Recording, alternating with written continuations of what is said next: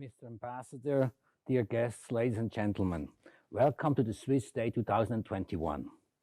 Today, respectively yesterday, I have to admit, is a historic date for aerospace people and probably for the mankind as a whole. Exactly 60 years ago, on April 12, 1961, the first human being flew out into space, Yuri Gagarin, a Russian cosmonaut. So at the beginning, the Russians had the lead in the race into the space, but soon they were taken over by the Americans. So a perfect timing for the topic of our event today. This is the 7th time that the Europa Institute at the University of Zurich and the Swiss Embassy in the United States jointly organize this event, the so-called Swiss Day. The event usually takes place in Washington, D.C., and the behind on it was to bring topics of common interest to Switzerland and to the USA on the platform in DC, and also to show our American friends what Switzerland and its business and science community is able to do. Do good and talk about it. Due to Corona, last year we could not organize a Swiss Day, but we had to postpone it till today. That means we intend to do this year 2 Swiss Days, one now and one in fall. Also due to Corona, our event today does not take place in Washington, D.C., but in the internet. Our topic today is Together in Outer Space, Swiss-U.S. collaboration throughout the years. We are very grateful for 4 prominent, interesting speakers to join us today. I will introduce them shortly. But first, I would like to give the floor to our co-host, the Ambassador of Switzerland in the United States of America, Mr. Jacques Pitteloud, live from Washington, D.C. Thank you, Professor Kellerhals, for that introduction. I'm delighted to be with all of you here today. Just a short while ago, on February the 18th, I watched, along with many of you, I'm sure, as the Perseverance rover landed on Mars, and it intended to explore the planet's geology and look for signs of ancient life. And this was an exciting moment for humanity, the next step in our efforts to broaden our understanding of the universe. In addition to being in awe, of course, of this achievement, this incredible scientific achievement, and I was also very curious to know what we would learn from it, I was also pretty proud, to say the least, because several key components of the rover were developed and manufactured by a Swiss company, the Maxon Group.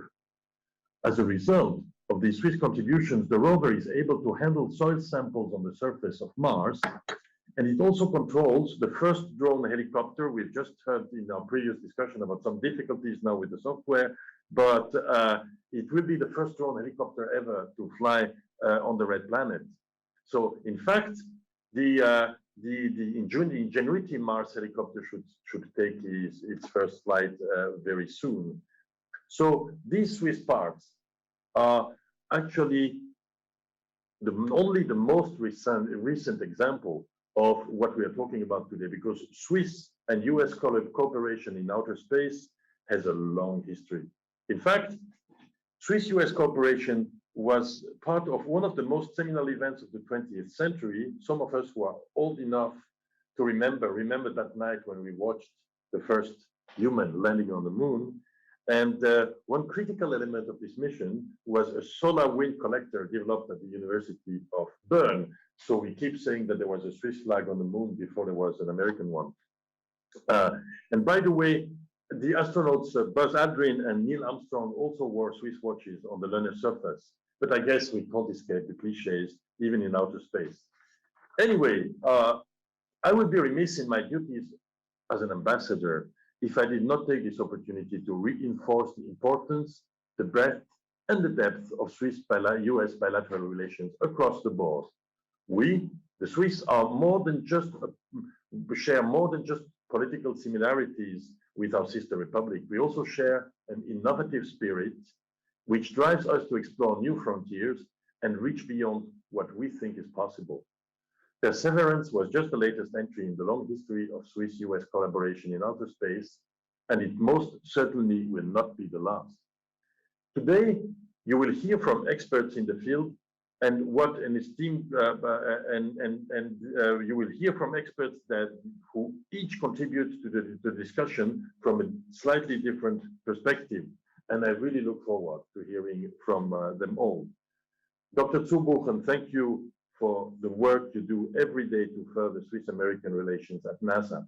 Professor Nicollier, thank you for being an important part of Switzerland's history in space as the first Swiss astronaut, and for all the work you do educating the next generation of Swiss young people in space exploration. Thank you, Mrs. Laine and Mr. Beckman, for your participation on behalf of Boeing Company. I recently had the opportunity to visit the Boeing subsidiary called Aurora Flight Science, which is a parent the parent company of Aurora Swiss Aerospace in Lucerne. And it was great to see really firsthand the innovation that's taking place also in this field, and in cooperation with former Swiss projects where the technology has been taken over now by Aurora, and we can see lots and lots of interesting scientific fields being developed between our two countries. And I'm very pleased to have Caroline Blaser, my colleague from the Swiss Business Hub USA, moderating the discussion today. So one last note on Swiss-U.S. cooperation. On behalf of myself and the embassy staff, I would like to thank Professor Andreas Kellerhals and his fantastic colleagues at the Europa Institute for their partnership over the years.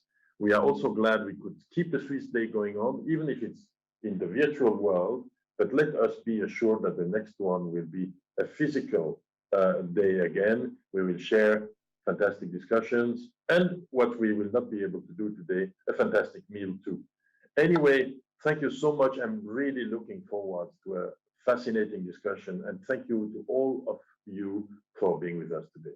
Have a great day. Thank you so much, Mr. Ambassador, for very kind and interesting remarks, and for all the support we got from you all the time. And of course, we also thank for the invitation for next time when we are back to Washington. We will now continue with four short presentations by each of our invited guest speakers from very different locations. Then there will be a debate led by Mrs. Caroline Blaser, head of Swiss Business Hub USA, stationed in New York, where she has as a primary focus on market entry strategy for Swiss companies in the US and developing FDI strategies for US companies looking to expand to Europe.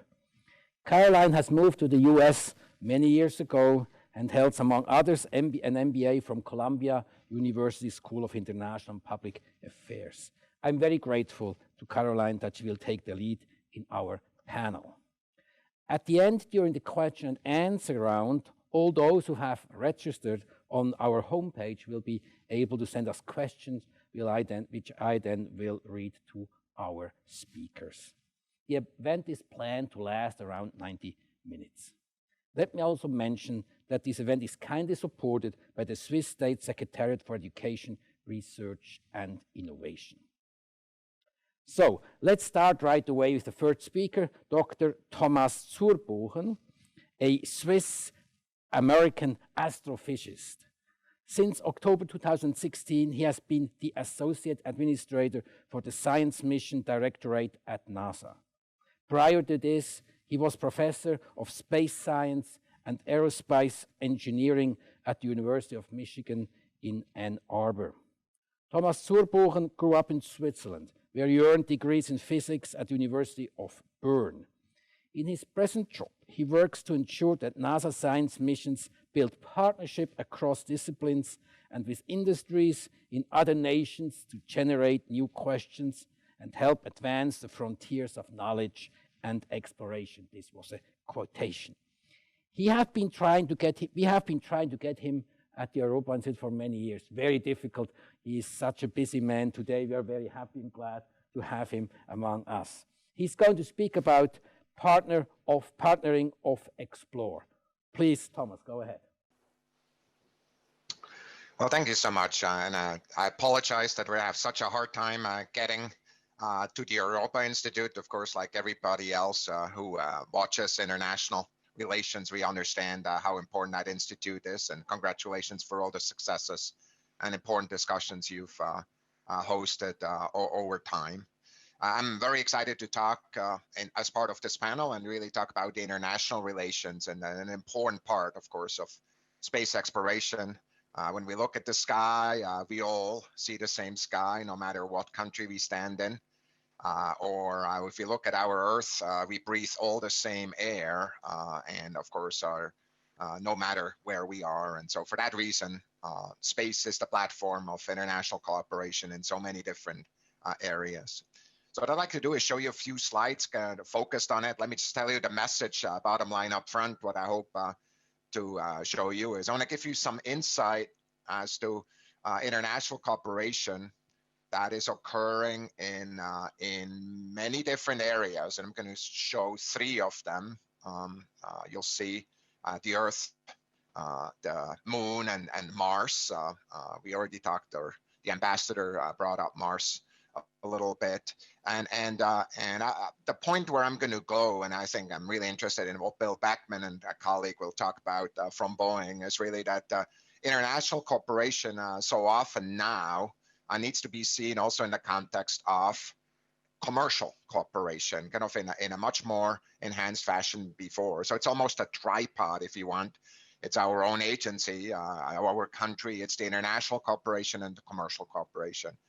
And that's what we're looking at. Now you see this title page, and then I'm on the first page, I'll show you where that came from. It has been occurred. The next slide, please. It has occurred to me that so often now I feel like we came out of the fog, which is the kind of the experience we had in the last year, and because of the power of science, we see the light at the end of the tunnel, so to say, or we see the view. This, by the way, is the view from very close to where I grew up, and you're looking into the Alps there over the Lake of Thun, which is covered by fog. I don't know how you felt during the last year, but I think the power of science and exploration really gives you that top view, very similar to that, which is why that title page was on our calendar and in so many of the presentations. And of course, there's also the kind of hopeful discussions that we have with our international partners. So what I'd like to do is next slide, kind of tell you, of course, what I'm doing. There's 4 parts of NASA, if you want. The vast majority in terms of mission numbers is what the Science Mission Directorate is doing. It's roughly a third of the agency. And you see all the missions that are there from, of course, Earth science. You see the band across the Earth, missions on the space station, another marvel of international cooperation with industrial, of course, commercial kind of contributions. And then you see missions in astrophysics at the top left, heliophysics around the sun, and of course planetary sciences, including at Mars with Perseverance, which is what the ambassador already talked about. So that's the context that I'm going to talk to you about primarily, but you'll see I will actually also talk about our human exploration missions, because that is such an important part of our international cooperation as well. My next slide is basically telling you that all the missions I just showed you, which are over 100, 2/3 of them have international partners. In fact, if you look at all the agreements that NASA has with international partners, half of them or so are from the Science Mission Directorate, which is the organization that I'm leading. We're working with over 130 countries, but honestly, about 70% of the partnerships are with very few partners, which is, of course, European countries, the European Space Agency, or kind of related entities, Canada and Japan. So out of the agreements, 70% are from them. And what we have done since 2016, we're really moving towards increasing collaboration with emerging partners. We think it's great that countries around the Earth, around the world, want to be part of our kind of a community of peaceful exploration of outer space, and we'd like to work with them for a variety of reasons and be part of that. So that's that's kind of the context of international cooperation in what I just showed you with the missions.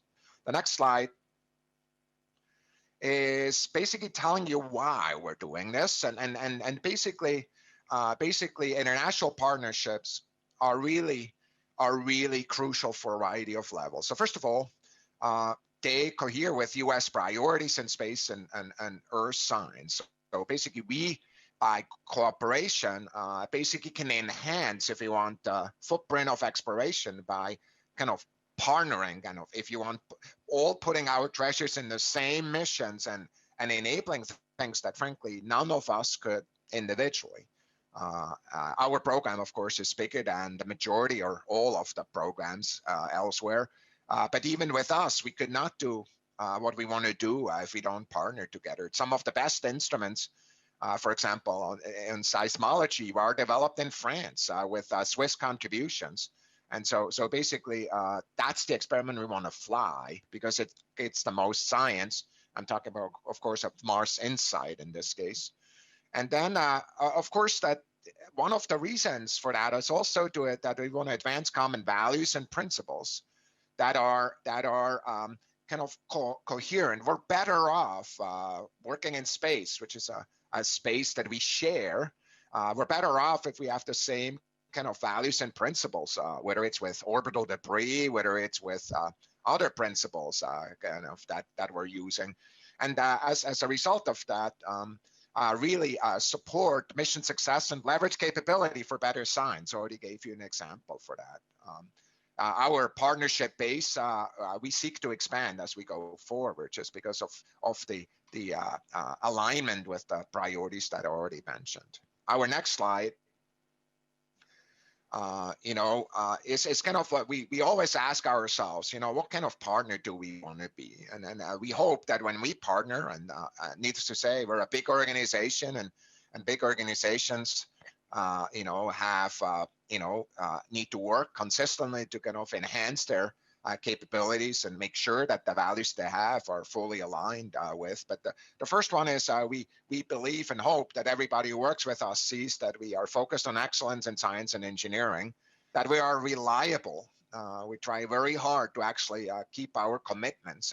And you understand, of course, that none of us has 100% of the power. That is not the way the government works and so forth. There's many stakeholders that are involved in a given budget, but to whatever our power is, we want to keep our commitments across the board, and we have done so for many years. I have to say I'm proud of that. Our principles, of course, is that any and all of our participation and collaboration is for peaceful use of outer space, consistent with the relevant documents at the United Nations. We increasingly focused on open data and open models, and the simple reason for that is because we want to maximize the impact of that work. We are focused on merit-based competition, so we do not like, under any circumstance, to kind of under the table give money to friends and so forth. No matter how much we like our partners, we want to make sure that at the end we can tell any taxpayer that they got the best value for the money. And of course, we want to be transparent and responsive as we make decisions and going forward. So that's what we hope everybody sees when we partner with them. Our next slide is now focused on the other element that I'm talking about. Kind of as we then work as a catalyst and a consumer, we're not only working with international partners. Every time when you partner with NASA, you also partner with our commercial sector. And so basically, as a result of that, what we seek to do is promoting innovation that transforms industry and international partnerships. We seek to push the envelope so our partners, our commercial partners, kind of get kind of innovation lift from NASA that they can use in private, in their other parts of their business. As well as with other agencies. We leverage the entrepreneurial spirit that yields new partnership opportunities. The partnerships that we're doing today, in many cases, are much different than the partnerships even 5 years ago because of the nature of the companies that are there. And we establish norms of behaviors that in that connected space between commercial and international partners that really, we believe, opens doors for both. So in other words, our international partners, I'm going to give you an example, can do things that otherwise they could not do if they're not also connected to our commercial entities. And so that, in that sense, that's very different than the 60 or 50 years ago, in which kind of, if you want, NASA worked in a vacuum together with, of course, also their international partners. It's a much more kind of a network type of approach that is currently, is really dominating our world. The next slide now starts with the examples, and as I told you, it's the Earth, Moon, and Mars, and you're going to see the themes now that I just talked to you about in each of them. Starting with the next slide. The Earth. I already told you, we look at the Earth from space and we see one incredibly beautiful planet that is connected. Any location on this planet is affected by the others. You cannot understand any place of this Earth in isolation. Anybody who's ever tried to do a weather forecast over a long time period understands that in an acute fashion. You need to therefore have space as a front to actually get the data from which to do this. The next slide gives you our portfolio. And I just want to tell you, I just a couple days ago, in fact, I looked at a number of these spacecraft, especially SWAT, which is surface, water, ocean spacecraft that's really focused on our Earth, especially the oceans. It's a massive spacecraft with, large arms that are extended in both directions. NISAR is our first big collaboration with India, and as you go through, you see some of the partners that I already mentioned.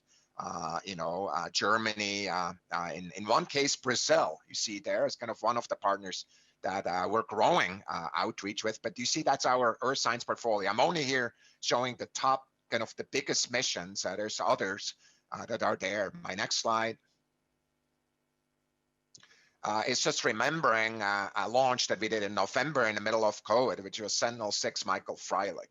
I still get emotional thinking about the fact that the name on this spacecraft is an American's name, namely the guy who ran Earth Science for several years, who unfortunately passed away from pancreatic cancer.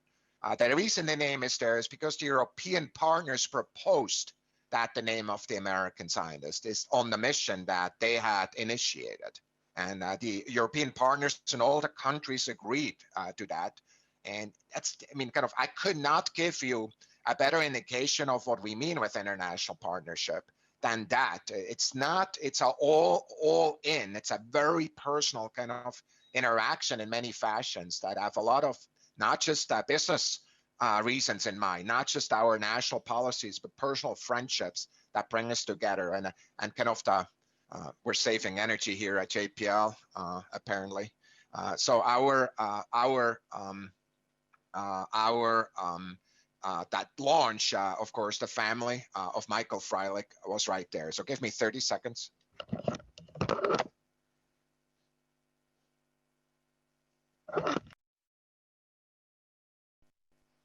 I found the light switch again. Okay, the next slide. The next slide is of course, the strategy that we're doing is really, as we look at Earth science, actually enhancing that work through accelerating our ability to understand and predict the Earth system, and to meet the urgent demands of changes at all time scales, especially the long time scales, which are really affecting all of us. We want to harness new technologies and partnerships. Again, the partnerships in many cases with our commercial partners to enable that, and then embrace open science principles and practices to accelerate that. That's another platform.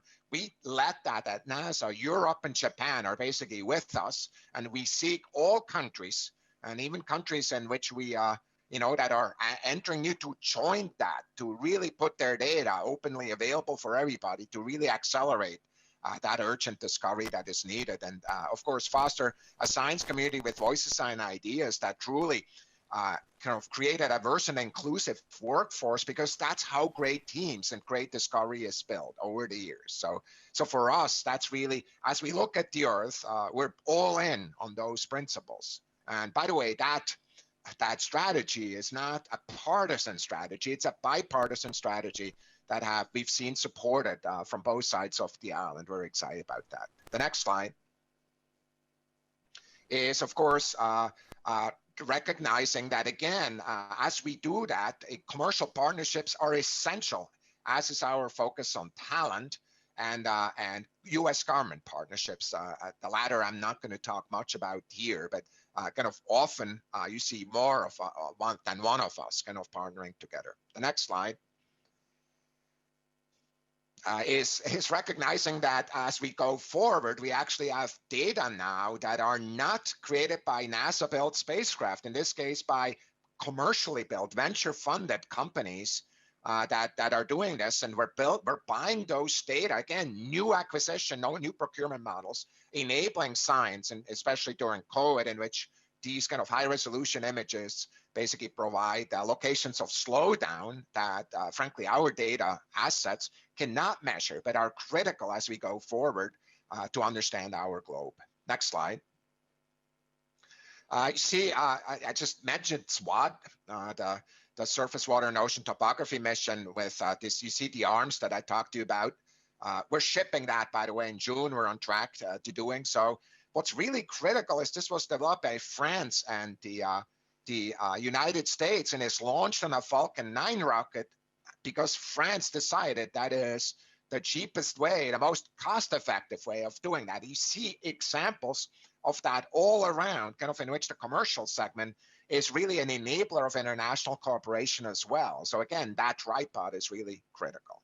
My next slide is indicating, again, next slide, is indicating that those principles also happening on the moon as we go with humans out of low Earth orbit, and look both with robotic exploration through the commercial payload services, and the gateway in lunar orbit with commercial partners, and then human exploration of various types, including long-term kind of exploration on the surface.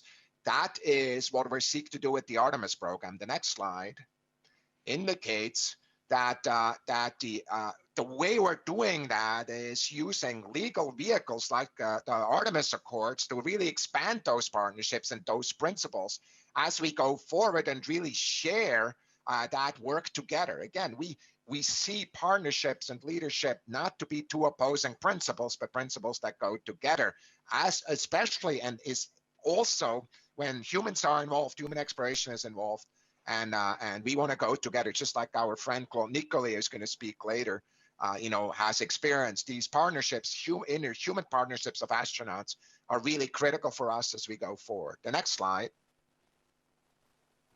is talking about one of those elements, which is the gateway, and the fact that the partnerships here, of course, have companies involved, international partners, Japan, ESA, but also have science measurements involved from both sides, and really moving forward that exploration kind of in these kind of multilateral partnerships that are kind of common to these big investments. The next slide is focused on Mars, which is, of course, the horizon goal for human exploration, but it's the location of some of the biggest kind of priorities right now on robotic exploration, especially as we search for life elsewhere and extinct life, such as with Perseverance done by this selfie, of both itself and also Ingenuity in the back. That just came down a couple of days ago. Next slide shows you, the next slide shows you the various interactions that are there. I just told you about the meeting I was in, some of you earlier, a couple of nights ago for 5 hours, on Mars time, that is. And you see, I was excited to hear all these voices there. Of course, the ambassador talked about subsystems that came from Switzerland, from this rover, together with 11 other nations. These kind of the supply chain is really an international supply chain, and Maxon Motors is a partner that we've used on multiple, such vehicles. Of course, there's other partners that enabled, in fact, launched, such as the fairing, which of course was done by RUAC and as well as others. So there's the commercial partnerships, but also the science partnerships that are shown here, again, showing this side. Next slide. And as we go forward and build more sample return, which is one of the biggest adventures for humanity, the first round trip to the red planet to bring these samples back that Perseverance will collect. We do so with an international partnership, the likes of which are entirely symmetric with the European Space Agency, and moving forward with it, with all the assets that are there, a complex kind of maneuver of multiple parts of partnerships that are enabling that. The next slide indicates that whenever we do something like this, and apparently, the ambassador and I love slightly different mountains. I love the Matterhorn too, but this is closer to my neighborhood where I grew up. This, of course, it was a celebration by Switzerland when we landed on Mars, together with many celebrations around the world. Kind of what I learned from this landing of Perseverance in the middle of COVID, of course, besides the fact of what I said before, which is science gives hope, hope for a better future, hope for kind of solving the challenges like COVID and others. It also creates a platform for us to celebrate the human spirit together. The likes of it, kind of, there's very few examples of that exploration really enables. We cheer for each other, even in sometimes in the political domains we are on opposing side of given issues. So there's just one of those indications, one of my favorite pictures. And the next slide is, of course, going back to what I already said, kind of reminding you that international partnerships and commercial partnerships, as we go forward, are really belonging together for the reasons that I already said. Innovation, really the new opportunities that are there, and then creating norms of behavior that allow us to kind of advance and accelerate the partnerships that are there. And with that, Caroline, I'll put it back to you. Thank you. Thank you so much, Thomas Zurbuchen, for this excellent, outstanding presentation. Needless to say that Switzerland is very proud in what you do over there, and also needless to say, many people envy you for the job you're having at NASA. So thank you very much for doing that. So the next speaker will be Claude Nicollier, to all Swiss very well known as the first Swiss astronaut in space. Claude did what every boy and girl in those days wanted to be, the first astronaut Swiss in the space. To many of us, he is just a hero. Claude Nicollier was born in Vevey, Switzerland, and became an astrophysicist after studies in physics in Lausanne and astrophysics in Geneva. He also trained as a Swiss Air Force pilot and as an airline pilot. He's also a graduate from the Empire Test Pilot School Boscombe Down in the UK and served with the Swiss Air Force as a part-time activity from 1966 to 2004. In 1978, he was selected in the first group of astronauts of the European Space Agency, then was detached to NASA Johnson Space Center in Houston. He later served as a crew member on 4 shuttle missions between 1992 and 1999, including 2 on-orbit interventions on the Hubble Space Telescope. Claude has spent a total of more than 1,000 hours in the space. The topic of his presentation today is We Have Lift Off. Claude will speak from Villeflon, a small, beautiful village next to the Lake of Geneva. Please. Go ahead, Claude. Well, thank you very much, Mr. Kellerhals, for this kind introduction. And good morning, Mr. Ambassador. Good morning to all of you in the US. It still is morning, even on the East Coast, I believe. And good afternoon to all of you here in Switzerland. It's really a great pleasure and a great honor for me to be part of this Swiss Day today. And the title I decided to give for my presentation, We Have Lift Off, is that I want to talk about operations. I was in the middle of operations, and my world is the world of operations, not so much the world of business, the world of industry, which are enormously respect, but it's not my world or the word of entrepreneurship, but it's the operational word. It's going to space. And of course, when you go to space, you always start with a liftoff. Of course, then there is an on-orbit portion. And if it's a capsule, you have a splashdown somewhere in the ocean, or you have a land on the solid ground without a tight capsule, or with the space shuttle, you had a soft landing on the runway in Kennedy Space Center, which was amazing. So I'll talk about the privileged past and the present and the future liftoff, space operation and cooperation between Europe, in particular Switzerland, and the US in this area. I go to share screen. I hope you see my screen now. Do you? Okay. I guess you see my title picture here, and on the far left side, you see, of course, the Saturn V, the Apollo program, the shuttle in the middle, and the SLS on the right-hand side. In fact, there is cooperation in all these three types of vehicles, as I will say. But this is going to be the outline. I'll talk about first two important human spaceflight celebrations yesterday. And Mr. Kellerhals mentioned already one of them, which is a flight of Yuri Gagarin 60 years ago, plus one day, the 12th of April, 1961. I'll talk about another one also 40 years ago. I'll cover then a bright star in Swiss-U.S. cooperation in space, a privileged Swiss citizen invited to work in Houston and then in space, continued Swiss-U.S. cooperation in space, mainly through the European Space Agency, and no limits to our journeys into space, and to our friendship, the US-Swiss friendship, the US-Europe, but also Europe-Swiss friendship in particular. That was mentioned already, and I will briefly go through this because this is such a huge event. The first human who went into space, Yuri Gagarin, this young man, 27 years of age, from the Soviet Union, was sent to space for one orbit around the Earth. A very courageous man. We have enormous respect for Yuri Gagarin. He really opened the doors of space for many of us, all astronaut, cosmonaut, taikonauts. But there's another event. It was exactly 20 years after the flight of Yuri Gagarin. We had the first flight as a US space shuttle, flown by two very brave astronauts, John Young on the far left side and Bob Crippen. John Young had flown on Gemini. He had walked on the moon as a commander of Apollo 16, and he was a commander of the first shuttle flight with Bob Crippen, who was on his first space flight.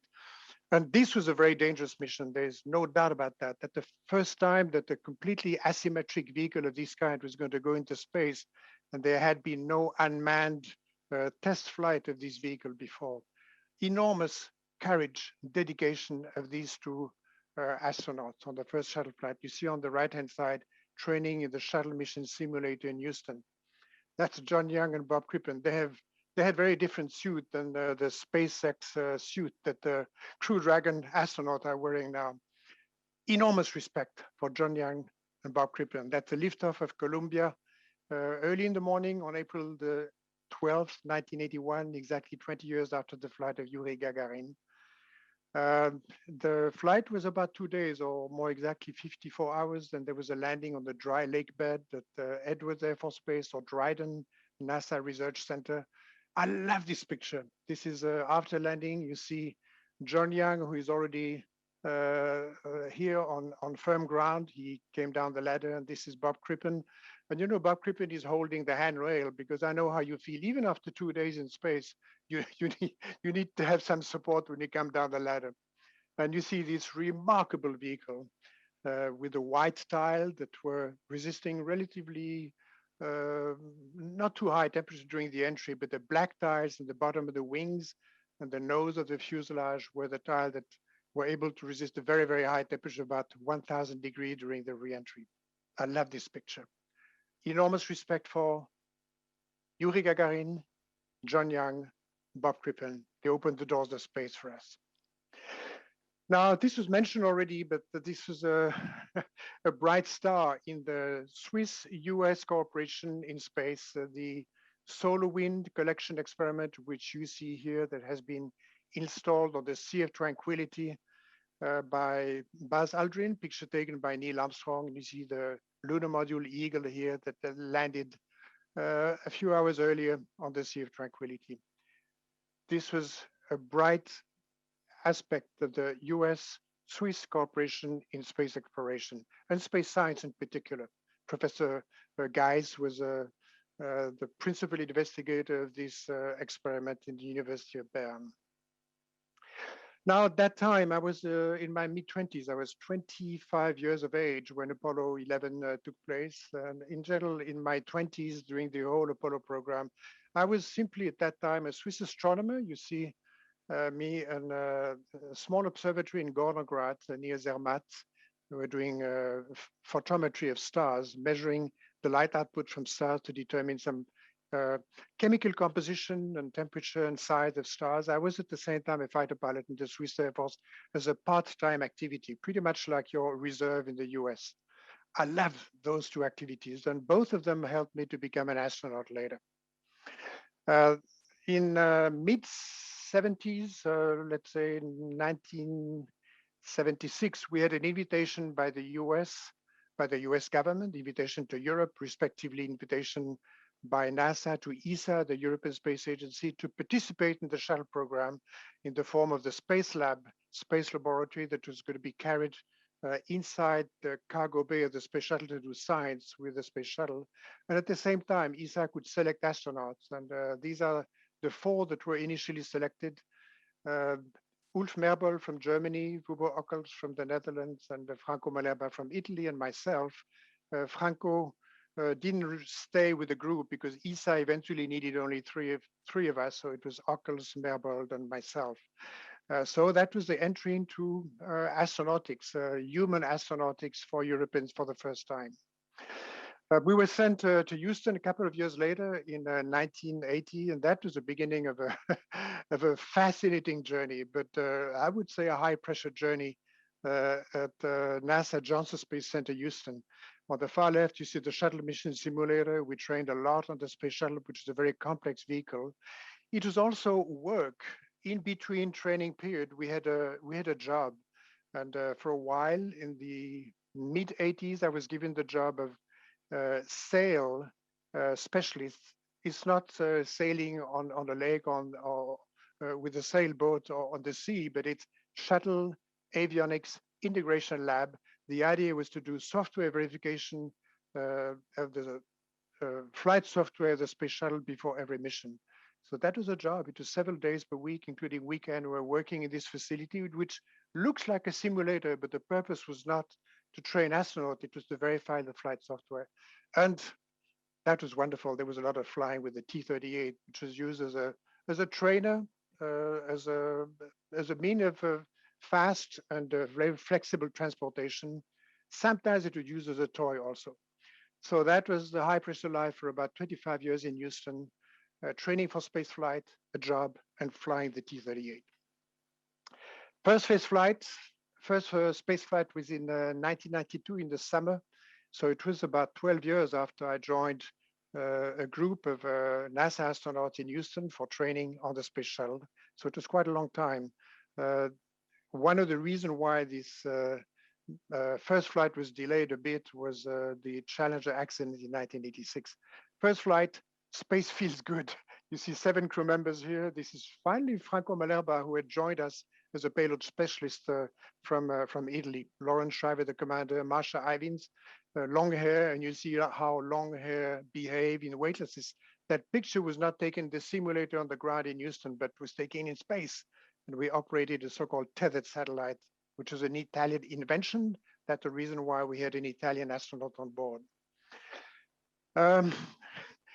Space felt good, but also felt bizarre sometimes. Look at this picture taken in the flight deck of our spaceship Atlantis. You see 2 of my colleagues. I knew quite well my 6 fellow crew members, but I cannot identify who is here. They are watching the Earth through the front windows of the shuttle, and you see there their feet on the ceiling.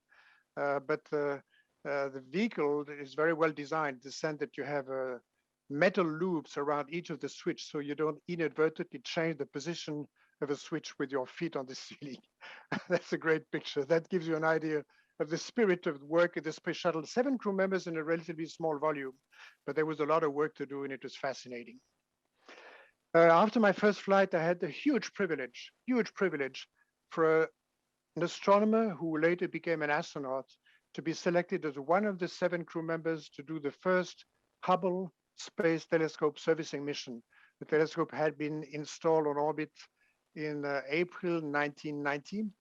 And as you know, it was suffering quite a bad optical problem with the wrong shape of the primary mirror. Not a significant shape mistake, mechanically speaking. It was only 2 micron, too flat at the periphery of a 2.4 meter diameter concave mirror. But if mechanically it was a small error, optically it was unacceptable. So we had to go and fix it.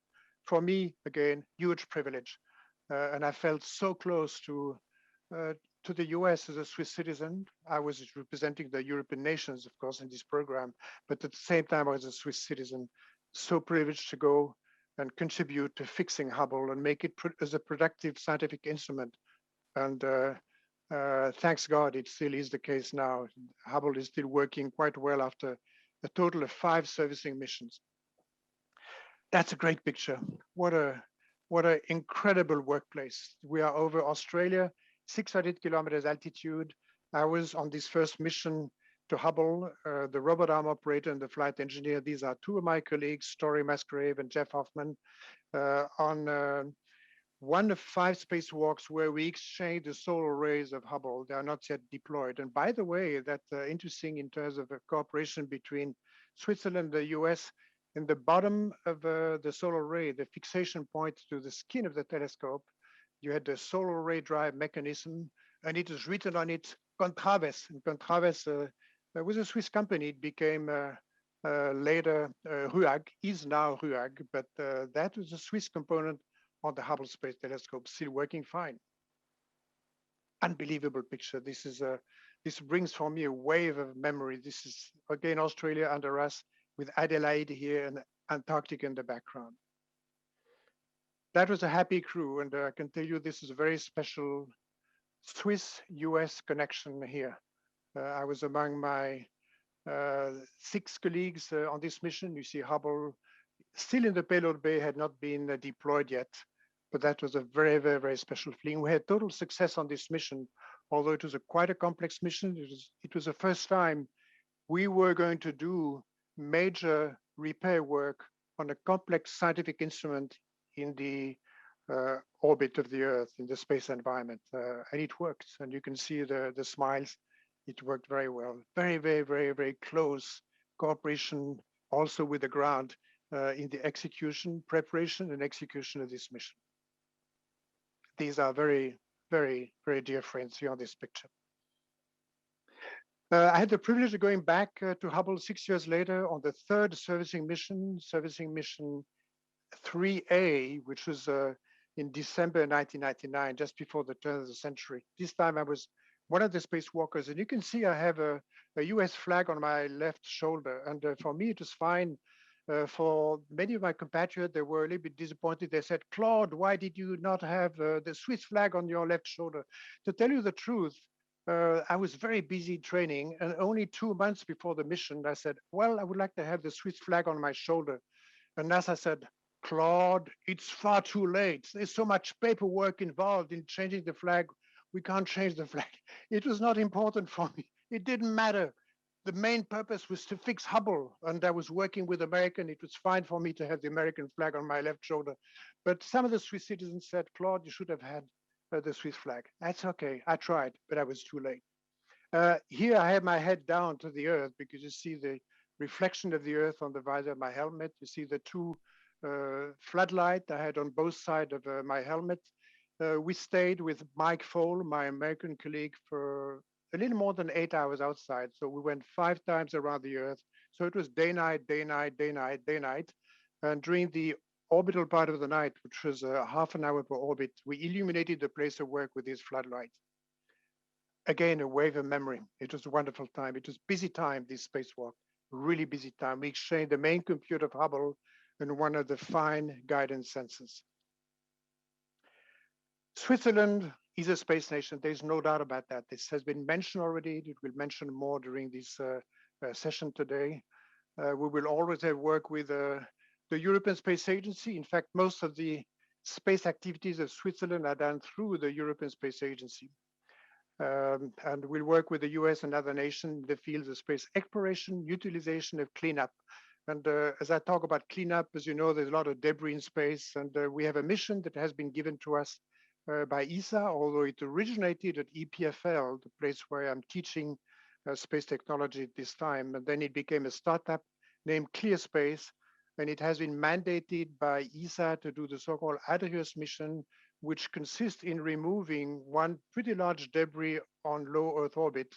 It's a upper stage of the Vega rocket that is quite large and is threatening, of course, with collision with other debris to create more debris. So in 2025, we have the mission to go and remove this upper stage of Vega. So contributing to cleaning up space, that's one of the efforts to clean up space. There are many others taking place in many agencies and private companies. We'll be part, this has been mentioned already by Thomas, part of the Artemis program, the return to the moon for the US and going to the moon for the other partners, which are Canada, Japan, and the European Space Agency, including Switzerland. And this is, by the way, the Orion capsule, and the service module of the Orion capsule is provided by the European Space Agency and the European aerospace industry. Okay, I get close to the end. It has been mentioned already, but this is so exciting. I wish a successful test flight of the Ingenuity helicopter on Mars tomorrow. That's supposed to be the 14th of April, delayed from last Sunday, the 11th of April. Hopefully everything will go well. This is extremely exciting. This is an amazing, amazing achievement if this works, and I'm sure it will work. And also, about a week later, we'll have the liftoff of a new crew to the International Space Station on the Crew Dragon. And these are the crew members who will go to the International Space Station, that the commander, the pilots, and we have partnership was mentioned very often today. We have Thomas Pesquet from France representing the European Space Agency, and Hoshide from Japan. So that's cooperation. We have 2 US crew members who will be the commander, the pilot, and we have 2 mission specialists who will be a European and a Japanese. Cooperation is a way to go. Space will always amaze us and inspire us without limits in the spirit of cooperation and full respect also, and working together. Thank you very much for your attention. Thank you so much, Claude Nicollier, for this wonderful presentation. We could hear in your voice how much you loved, you liked this job you had, and you still do. It's wonderful to have you on board. Thank you very much. Now I would like to invite our next 2 speakers, both working at the Boeing Defense, Space and Security. First, Bill Beckman. Bill is the director of the NASA programs for Boeing Global Sales and Marketing, headquarters in Washington, D.C. That's also where he's speaking from to us tonight. He has more than 30 years of experience across all aspects of the aerospace industry, including design, manufacturing, test, flights, federal funding policy and regulation, as well as experience in civil, commercial, and defense sectors. Before joining Boeing, Bill was the director of the NASA programs for Boeing convertment operations. He began his career at Rockwell International's Rocketdyne Canoga Park after graduating from Purdue University with a degree in astronautical and aerospace engineering. Today, he will speak about an industry perspective. Please, Bill, go ahead. All right. First off, I'd like to thank Ambassador Pitteloud, yourself, Director Kellerhals, for inviting us to speak. This is truly an honor. Thomas is an old friend, and it's always good to see him, especially since we haven't been able to get together here for a while. Claude, it's an honor to be on the panel with you, and this gives me great pleasure. I was there for your first launch in '92. It is sure nice to run across you here virtually nonetheless.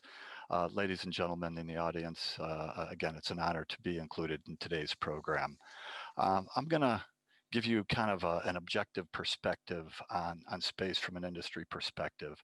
I'll start off with, some of the givens with space, things that, are just there, they're factual. I'll give you an observation of how we've kind of matured in industry and government collaboration through there. Look at some mega trends of things that we're witnessing right now, and I'll try to weave that into a picture of, for opportunities and past collaboration. With that, let me go ahead and start off with givens. The first one, it's not going to come as a surprise. Space is hard, it's harsh, it's unforgiving. Um, we've been observing space for a long time, but relative to that, our activity in space, actually sending probes, people in there, is at a very high point on the learning curve. We're learning more every day, and as we get more and more active, we continue that learning.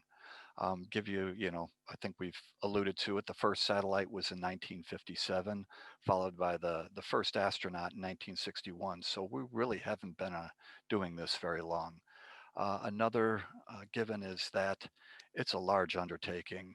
I think we need all the partners we can get. I think Dr. Z was very eloquent in that to say there is no contribution that is small. Even the smallest subsystem will make the difference between a successful mission or a failed mission. So good quality partners we're always looking for.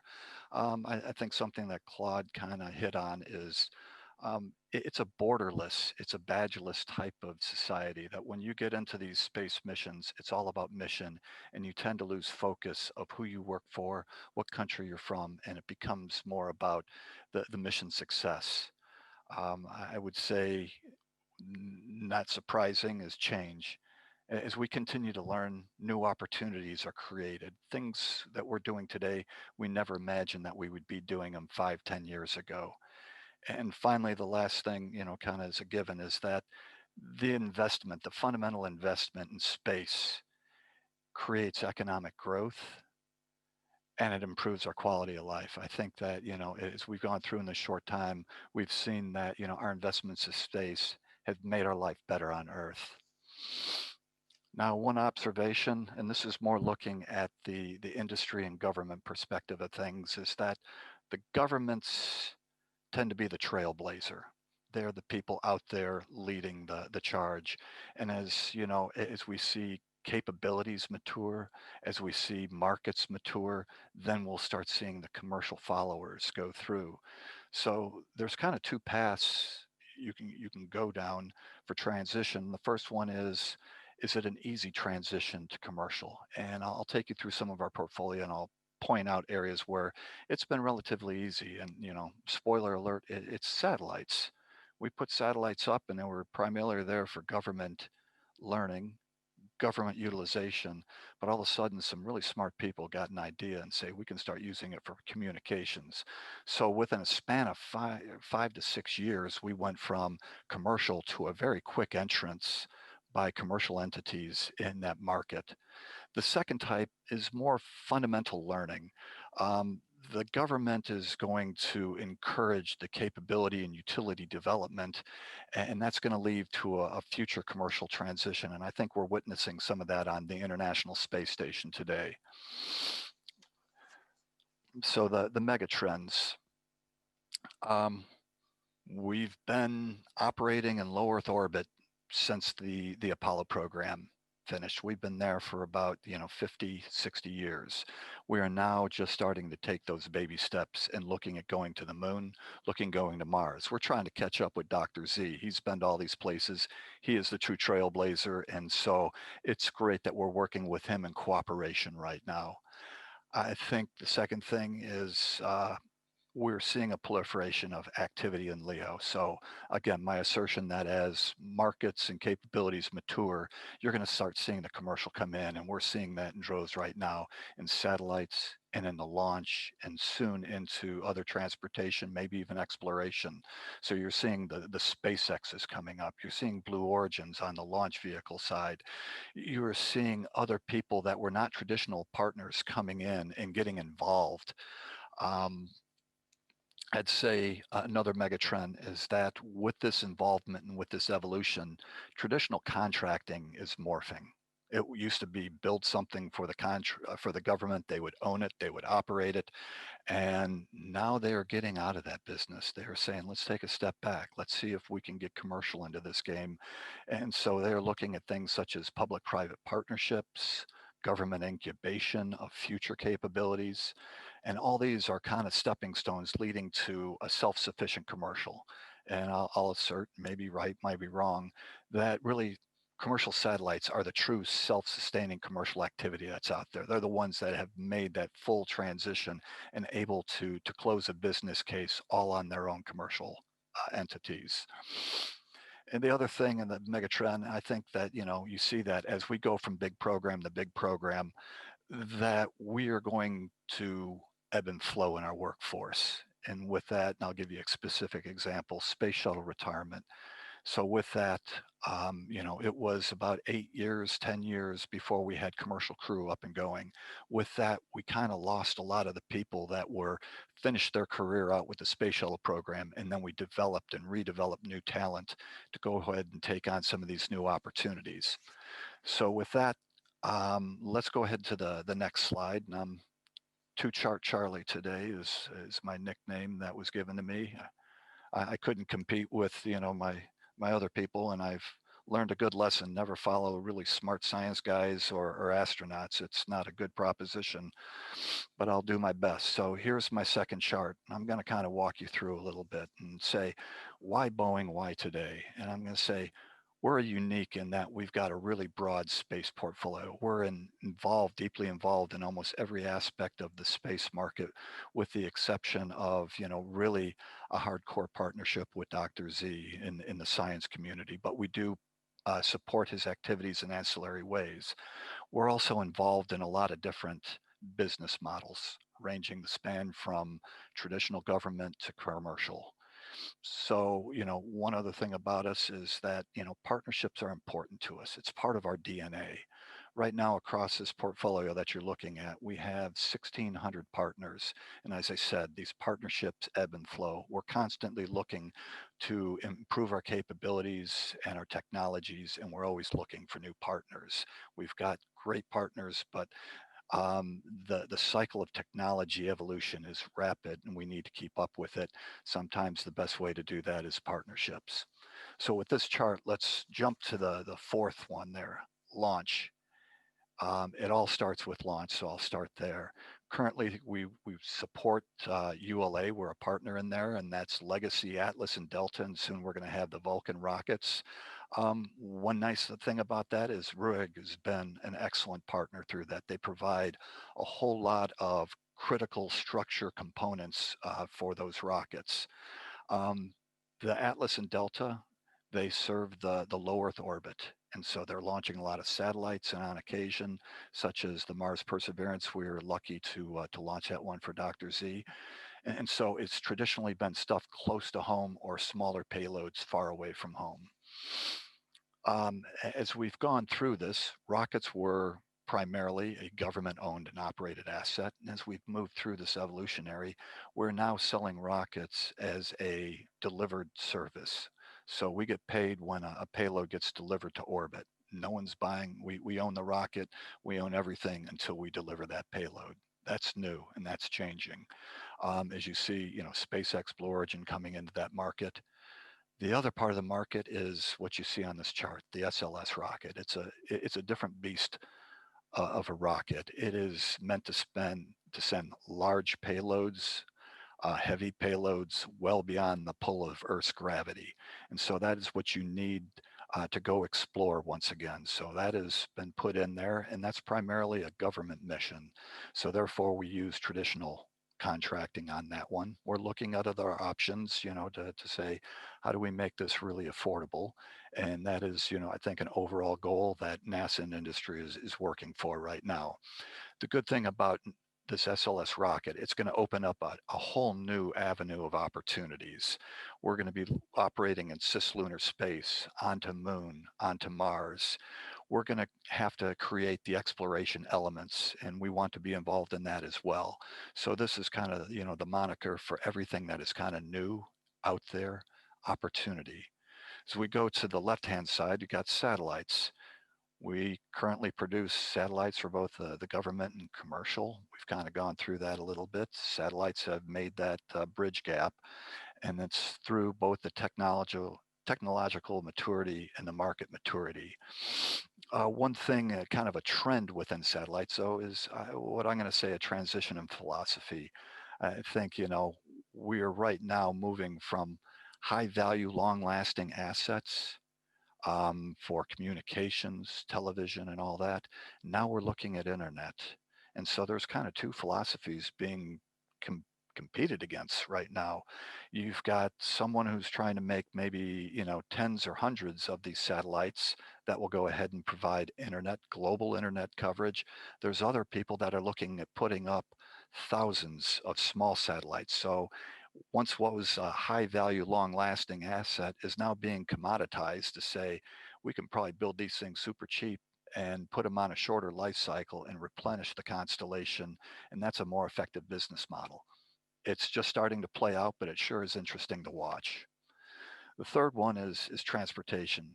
At Boeing, we take great pride of transporting people both in the air and in space. We've been part of Gemini, Mercury, Apollo, the space shuttle, and now it's Starliner. Starliner is new. So back in, I want to say 2006, NASA started a grand experiment called Commercial Cargo. And in 2011, they started another one called Commercial Crew. We're part of that Commercial Crew right there. This is now a public-private partnership. And kind of what that boils down to is NASA gives us the preponderance of money to do the development, and they become our anchor tenant, but we retain ownership of the intellectual property of the assets, and we provide services to the government. And that is the government trying to help us get kickstarted to move into the commercial venture. And I think right now you're seeing, SpaceX, they announced that they've got a couple missions going up that are purely commercial. All I can say is we have very similar aspirations, and we look forward to getting our capsule through the test series coming up here later this year and joining SpaceX in those endeavors. The next two are kind of more these market segments, and I'm going to categorize these as learning. This is learning how to work and operate in space. The first of those I'm going to say is X-37. And so it's fundamentally different than space station, and I saved station for last. But space station, you go up, you do a lot of experiments on the platform itself. So it's to and from it. It is on a very precise trajectory, repeatable. It is there. X-37 gives you that opportunity to move around in space and learn how to operate, how to do things. It stays on orbit for a long time, so you can, learn about long duration orbital. What are the effects on it? The nice thing is it brings back the assets, so you can observe them and say, how did things weather and endure in space? What changes do we need to make? When you look at the International Space Station, all I can say is, this is a magnificent machine. It's continually evolving, and how we're using it today is far afield from what our initial intentions were for this platform. As we learn and we learn how to use this,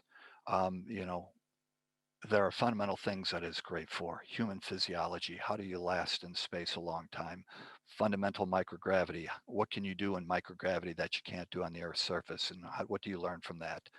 It's a test bed to validate next generation space systems. It's a science platform now, and Dr. Z's got sensors on there for Earth remote sensing. He's looking out beyond the Earth as well. We're just understanding how to use this platform. And the nice thing is it's an international cooperation and collaborating. It is a tool for us to learn how do we work together in space. And I'm happy to say the Swiss are, an important part of that. They've provided excellent service on that, especially with the alpha magnetic spectrometer. I think the Swiss were responsible for for calibrating that instrument. And that's allowing us to discover a whole lot about dark matter.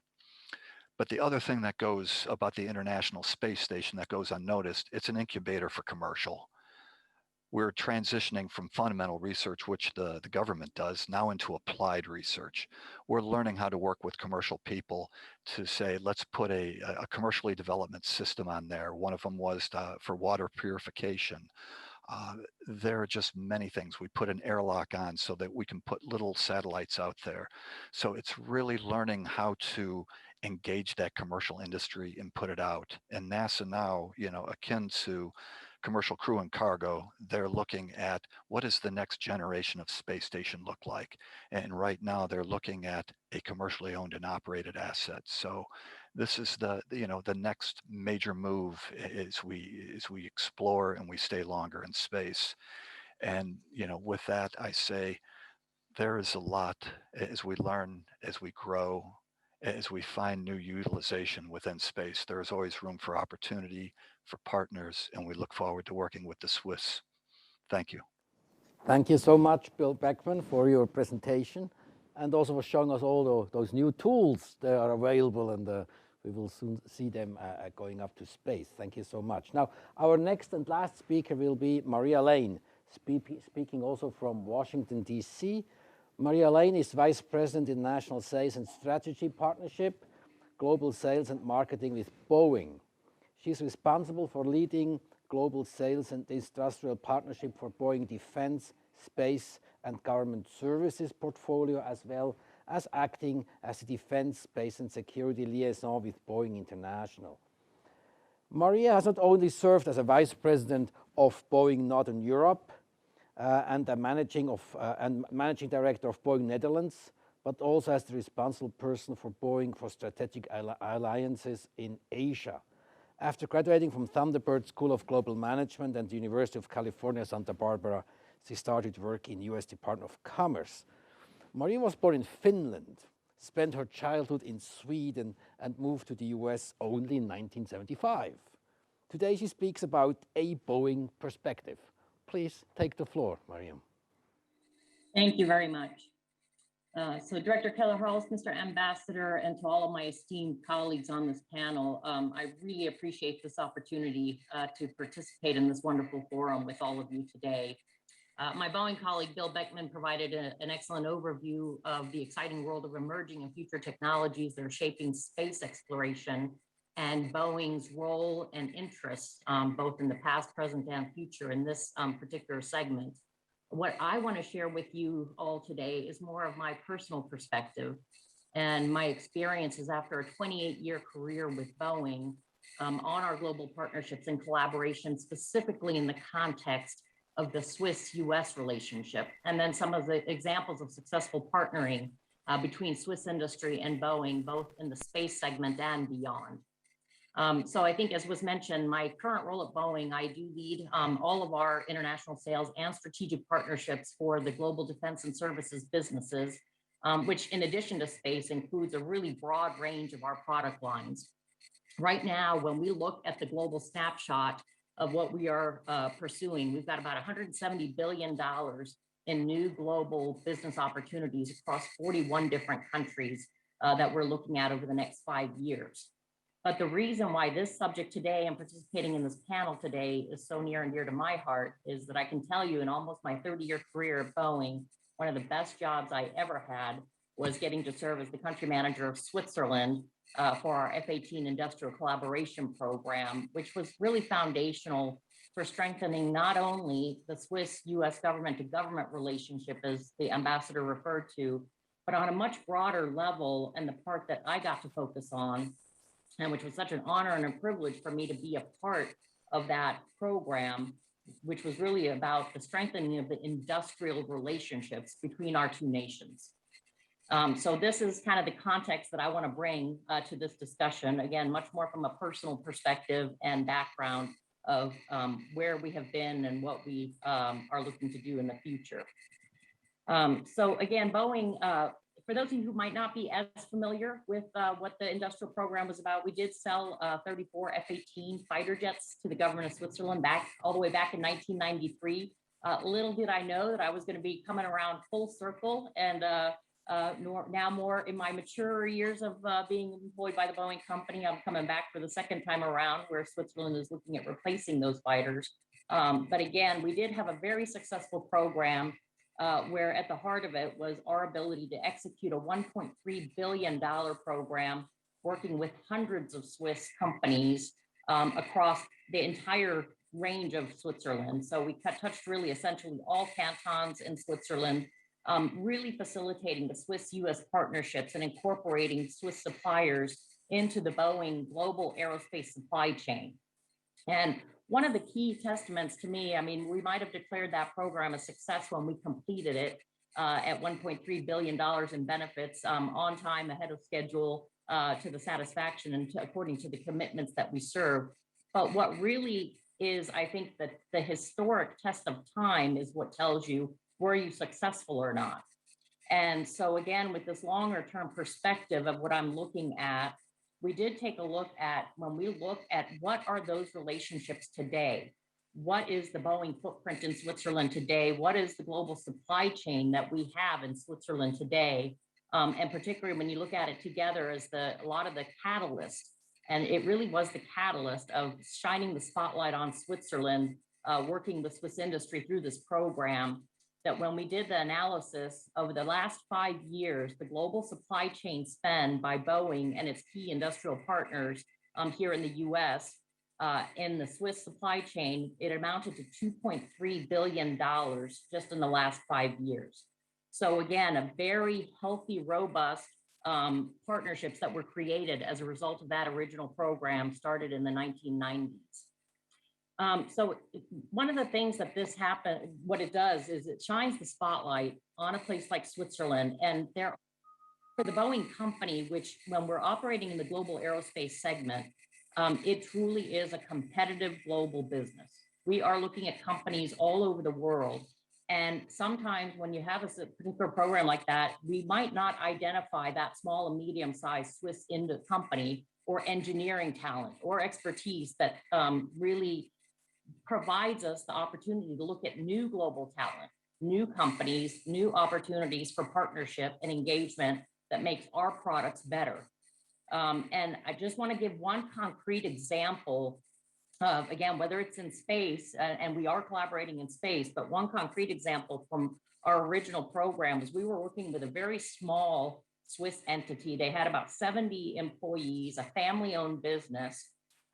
They had won successfully a bid to work on some very critical parts on our F-18 program. And one of the things that, you know, they were planning on their next trip into St. Louis to visit our production site. And the owner of the company calls me and says, you know, it would be really beneficial if I could have the opportunity. I'm always meeting with the procurement agents, the supply chain managers, and your team. But what I'd really like to do is have an opportunity to sit down with your engineers. You know, let me talk to the engineers on this program, because I have an idea on how I think I could actually produce this part faster, better, cheaper, and with a new engineering design that I think we ought to take a look at if it could have some merits. After numerous engagements of back and forth with our engineering teams, our engineers completely agreed with him on that point. They ended up redesigning, providing an engineering change order, and that part started to be produced by our Swiss supplier at more than 50% lower cost than that original part was. And this was for a part that was going onto every single one of our platforms out in the global fleet. So this was, you know, we're talking about, and all the spare parts included in that, saving us thousands and thousands of dollars, or not thousands, millions of dollars over the life of that program. And this is the part that we really want to look at. Switzerland, it's about engineering prowess. It's about really having that ingenuity and innovative opportunities to collaborate across the board that really creates a win-win situation for OEMs such as Boeing. And that is what we're looking for. We're looking for those diamonds in the rough, the gems out there that know how to do it faster, better, and again, bringing in that extra level of innovation into the process that allows us to make our products better, to give our customers better products overall. We now have an exciting opportunity where, as I mentioned, we are looking at another option of where the government of Switzerland will be selecting another fighter for the future of Switzerland, where we're offering the Super Hornet Block 3, our latest generation technology, would offer the continuity of that program. But what I'm really excited about is the opportunity to look at new industrial cooperation opportunities associated with that program, where again, one of the key areas of interest absolutely is the space segment. And this is something that I think for enhancing our collaboration and continuing to really leverage off of what has been built in the past. If we have that opportunity to do that again, I think space would certainly be one of the key areas of focus. As you can imagine, the Boeing company, we were founded on, and we've been sustained by innovation for more than 100 years. And we view innovation as the intersection between markets and technology, which really enables our customers to be more competitive. So we take pride, we are the stewards of a 100-year aerospace legacy. So it's our responsibility to build an even more inspiring future and apply innovation to solve problems and change the world. But no company does this alone. We need partners, we need competitive global supply that can really do this together with us, as all of my panelists have commented on already. It really is about, nobody can tackle this type of, whether it's aerospace, space, or defense. These are really capital intensive industries that take decades for product development, the engineering, the design, the certifications, all of that. It takes a village to succeed. And that is something that we are just really pleased by the collaborations that we have found in Switzerland to help us be better as one of the largest aerospace companies in the world. With regard to space specifically, my colleague Bill already mentioned it. We have several Swiss companies that are really delivering some key elements for space missions that we have continued to work with over time. Again, the genesis of many of those introductions and where we started our partnering activities stemmed from our original industrial collaboration program. But again, because of the competitiveness and the impressive base of suppliers that Switzerland and the focus, it's also the focus that Switzerland has as a nation on the space sector, that we're able to tap into the R&D and the prowess of Swiss ingenuity into our programs. And I think it's already been mentioned, RUAG, of course, one of our key partners. They are supporting our programs. We're in a joint venture on the United Launch Alliance, and we're working with a number of Swiss companies, but RUAG is the premier partner on that.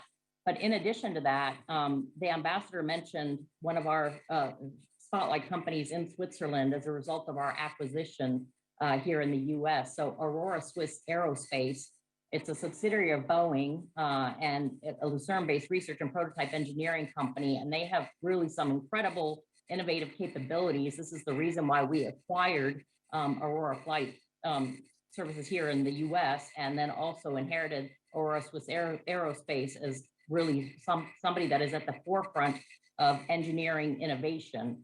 And we are looking at continuing to expand the aperture on that. That is something that I think everyone's quite familiar with, some of the exciting technologies coming out of this company in Lucerne. I think many of you know the airframe that was designed by for the passenger air vehicle. They were involved in those programs. And the Odysseus high altitude solar aircraft with 70-meter in wingspan. Talk about engineering feat to try to pull that off. So again, just a lot of innovative technologies and solutions that are coming out of the partnerships that we have in Switzerland, to include our very own subsidiary, Aurora Swiss Aerospace. I know that we're running a little bit over on time, so what I'd like to do is leave it open for the Q&A session. I'm happy to answer any additional questions during that time, just based on our partnerships in Switzerland. But let me turn it back over to the moderator, and thanks again for really having this opportunity to present today and talk a little bit more about Boeing's view of Swiss-U.S. partnerships.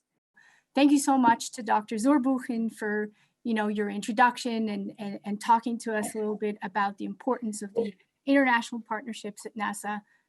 Professor Nicollier, thank you for taking us on a spacewalk with you today.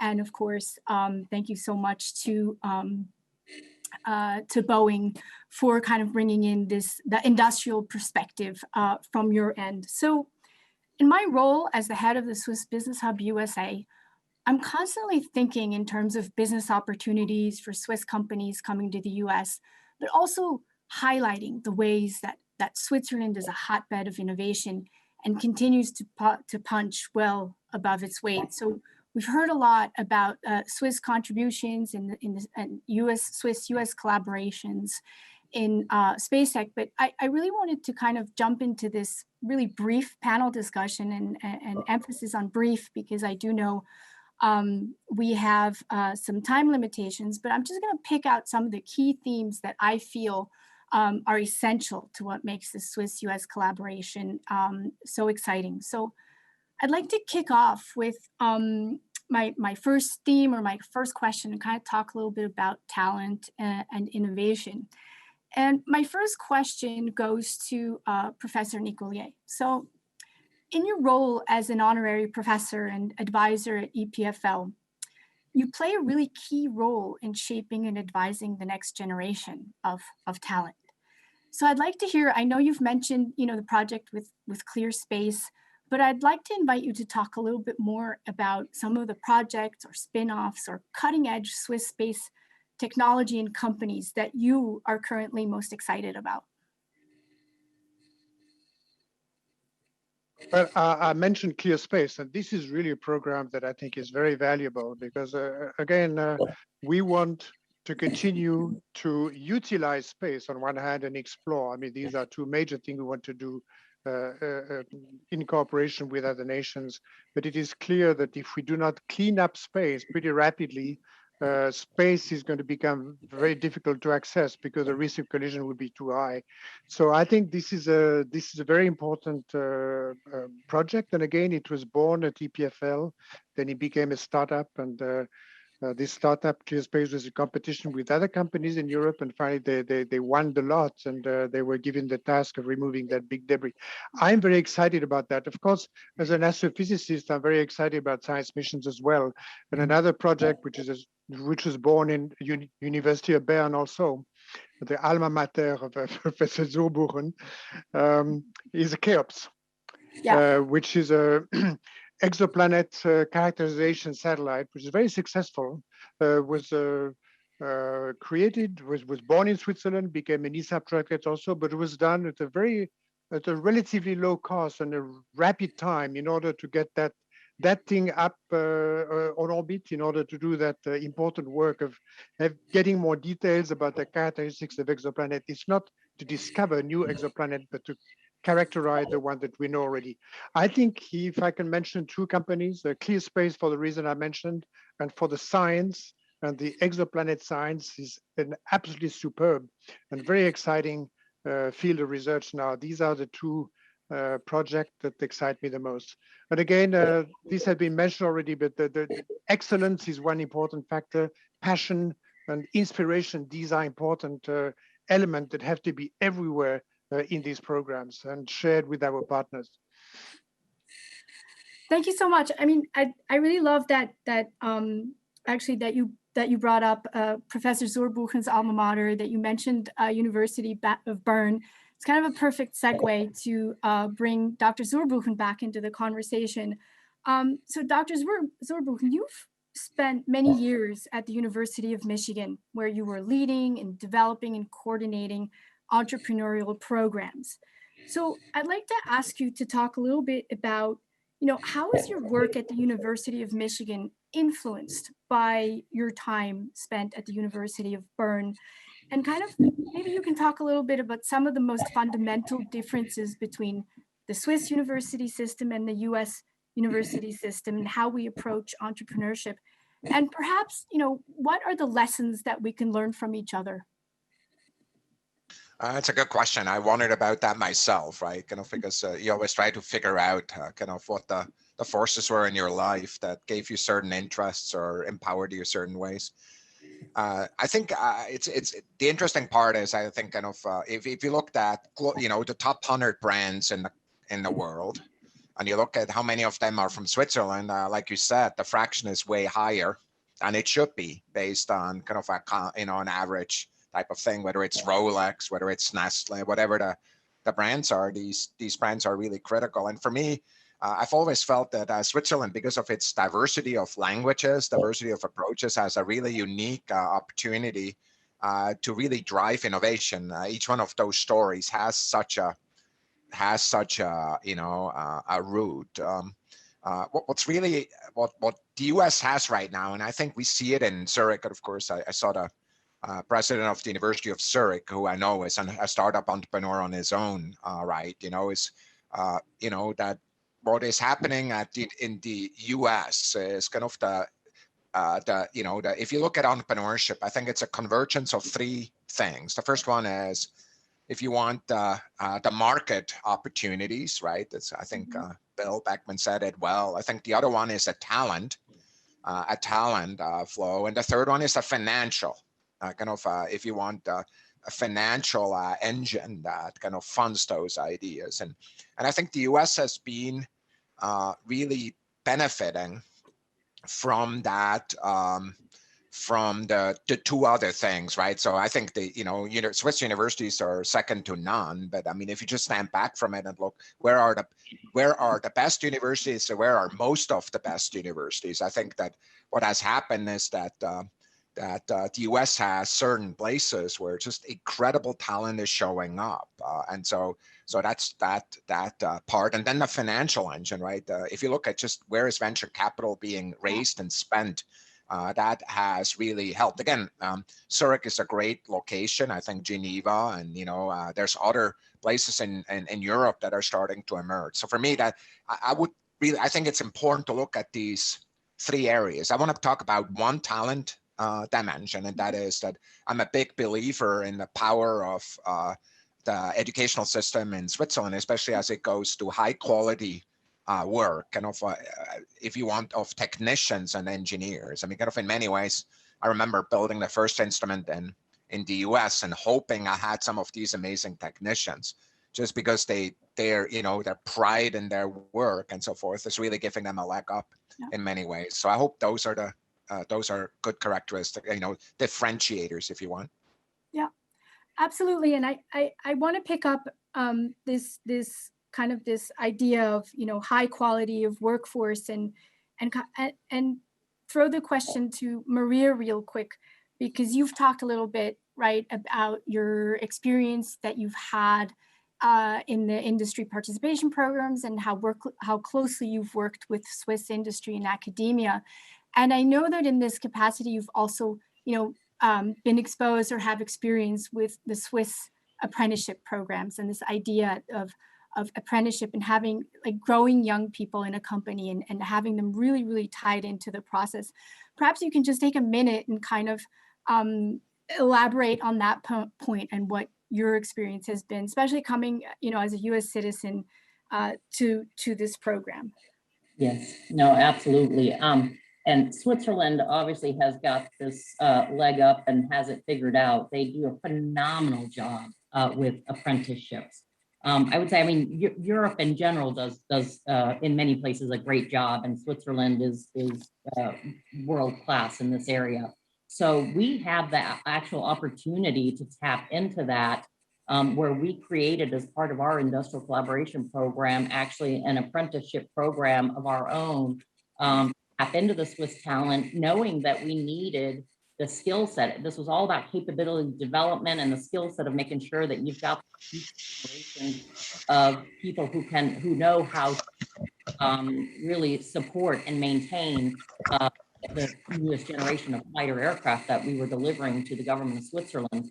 So we brought 20 Swiss students over through an apprenticeship program, again, tapping into an existing network that was already there in collaboration with ETH University. And so we brought them over to St. Louis to work at our production site in St. Louis on the F-18 line, where they spent over a year, really getting the fundamentals and being trained and working on our production line, and then taking that talent back to Switzerland. They finished their program, but then they got picked up by RUAG and other aerospace companies And it was just a win-win situation for all of us. But this is something that I just have to commend that Switzerland does really, really well. And that is the type of thing that, we can certainly learn from that and continue to do more of it.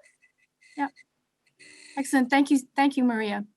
So I'd like to pivot now to another topic that I feel is central when we're discussing, space and exploration. And that's this idea of risk and opportunity, right? So Eric Berger, a very prominent space editor and writer, recently tweeted one thing. He tweeted one legacy of Dr. Thomas Z, that's how we refer to you, as NASA's science chief, is this willingness to take measured risks with exploration. So there's a willingness to fail in order to take big steps forward, such as with Ingenuity and the Dragonfly mission to Titan. So Dr. Zurbuchen, how do you deal with this balancing act, and how do you cultivate an environment that allows for failure when you're launching a mission as complex as Perseverance or James Webb? Well, so I think about risk like I think about investing in a retirement portfolio. I think of it as a portfolio quantity, if you want it. I want a portfolio of risks.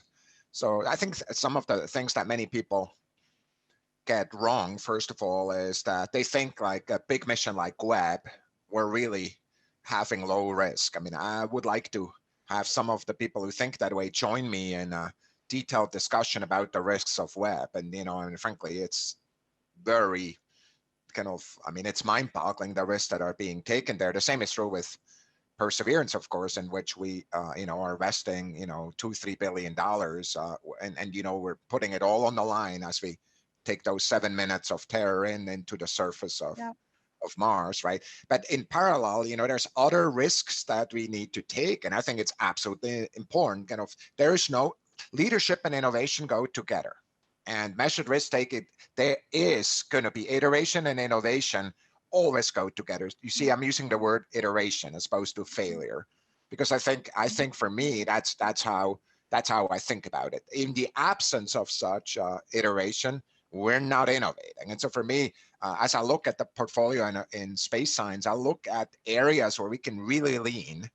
I think I too believe that Ingenuity will work, but the point is, we have taken way more risks there than we would in a big innovation thing. And frankly, the first action that I took on Ingenuity, I kicked it off the rover when I joined my job. And the reason for it is somebody came to me and said, it's low risk.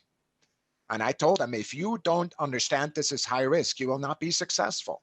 I need you to understand that this is high risk and deal with it that way and focus on it that way, and basically build a team around these values. And of course, they earned their way back on because they changed their way. But for me, again, risk, taking on some of these more innovative things is important. The one thing Eric did not write, but I will say also, and of course the industry knows, I'm one of the guys who have terminated most things, because I'm also willing to say it's not working.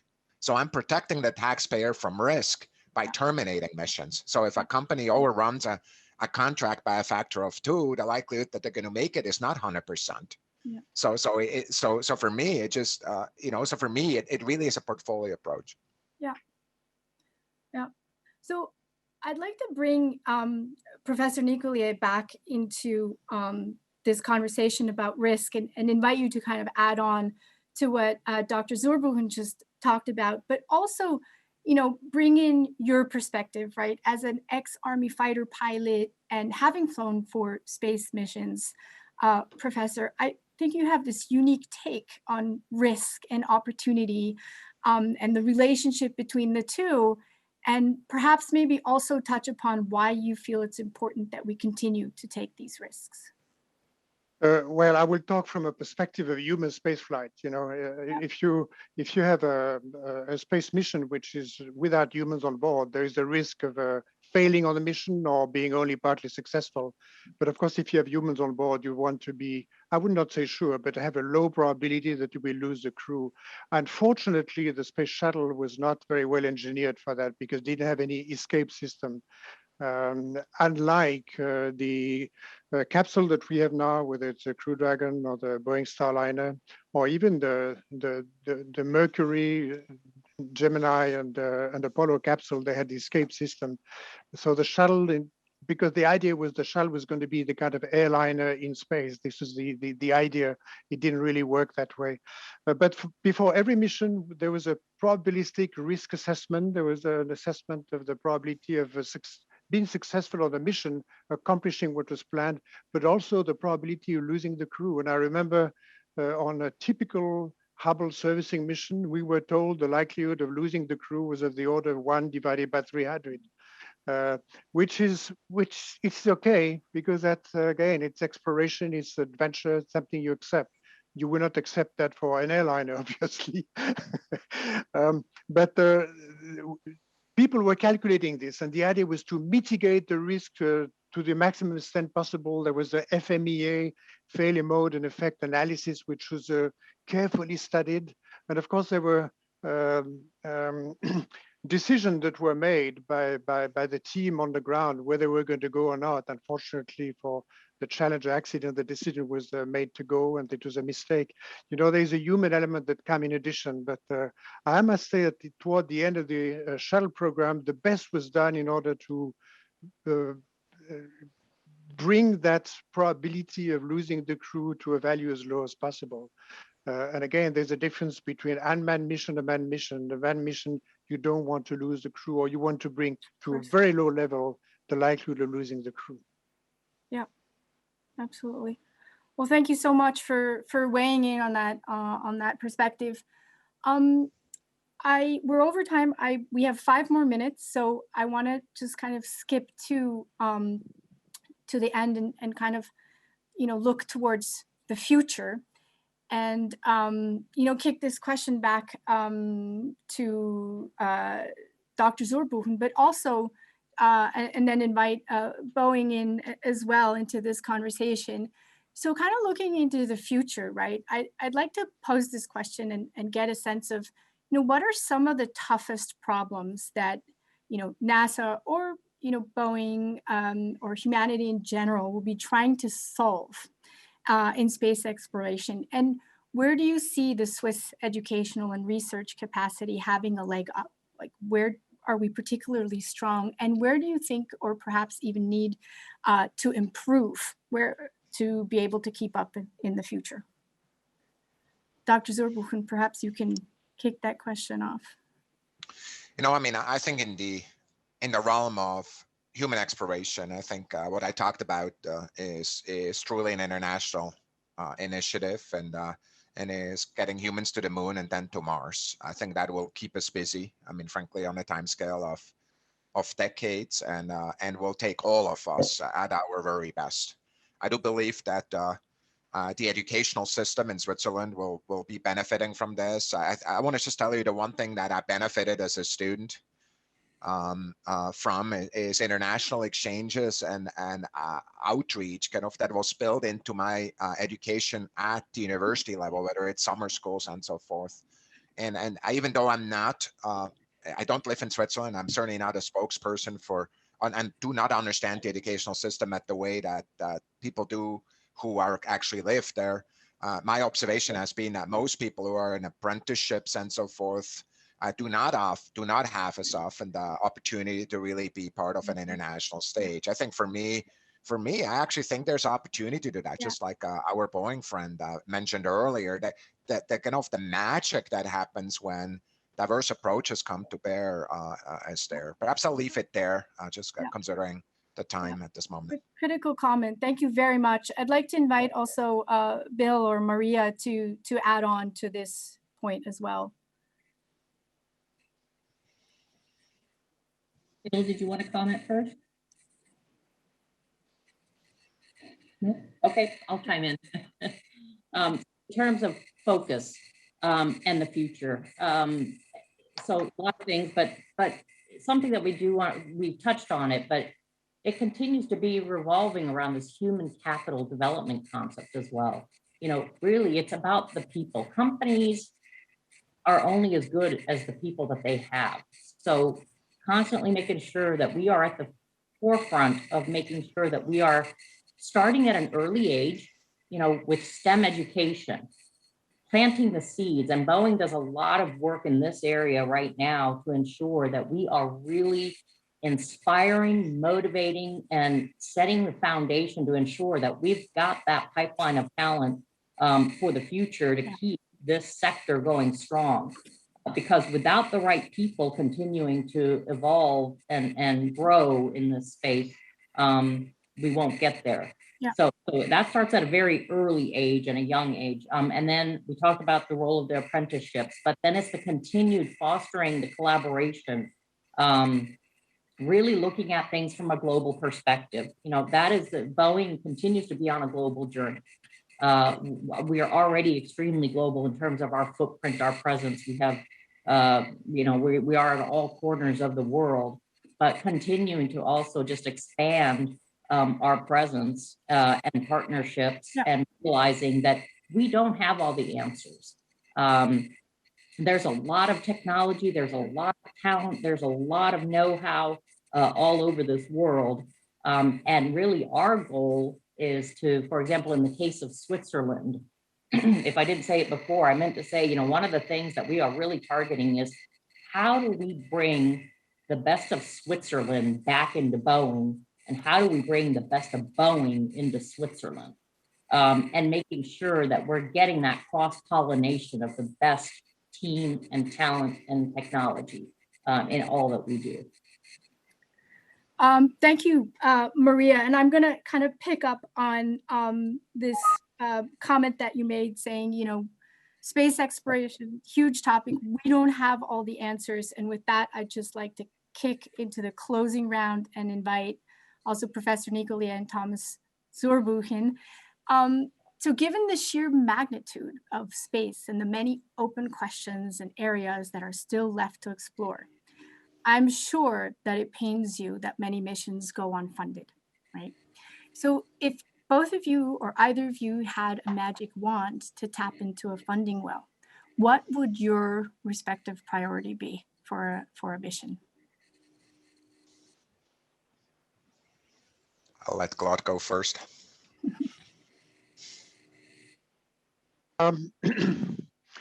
You know, I think I mentioned these words already before, but passion, inspiration, excellence. I mean, these are key words in the space business, and especially in the human space business, the other key words are respect and trust.